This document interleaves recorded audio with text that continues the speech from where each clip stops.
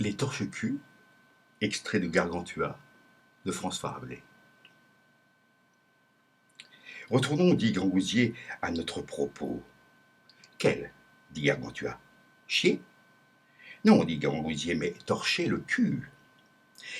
Mais, dit Gargantua, voulez-vous payer un bussard de vin breton si je vous fais quinaut en ce propos? Oui, vraiment, dit Grangousier.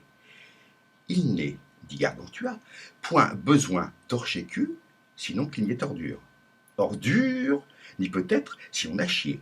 Chier, donc, nous faut d'avant que le cul torché. Oh, dit Grangousier, que tu as bon sens, petit garçonnet. Ces premiers jours, je te ferai passer docteur en gaie science. Pardieu, car tu as de raison plus que d'âge. Or, poursuis ce propos torcheculatif, je t'en prie, et par ma barbe. Pour un bussard, tu auras 60 pipes. J'entends de ce bon vin breton, lequel point ne croit en Bretagne, mais en ce bon pays de Véron. Je me torchai après, dit Gargantua, d'un couvre-chef, d'un oreiller, d'une pantoufle, d'une gipsière, d'un panier, oh, mais oh, le mal plaisant torche-cul, puis d'un chapeau.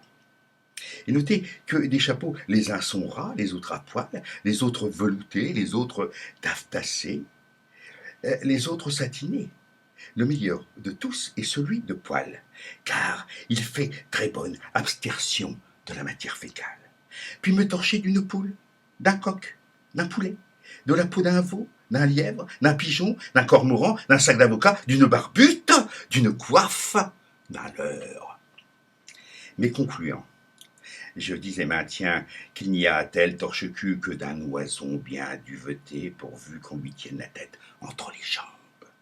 Et m'en croyez sur mon honneur, car vous sentez au trou du cul une volupté mirifique, tant par la douceur dit celui du V, que par la chaleur tempérée de l'oison, laquelle facilement est communiquée aux boyaux culiers et autres incestines, jusqu'à venir à la région du cœur et du cerveau.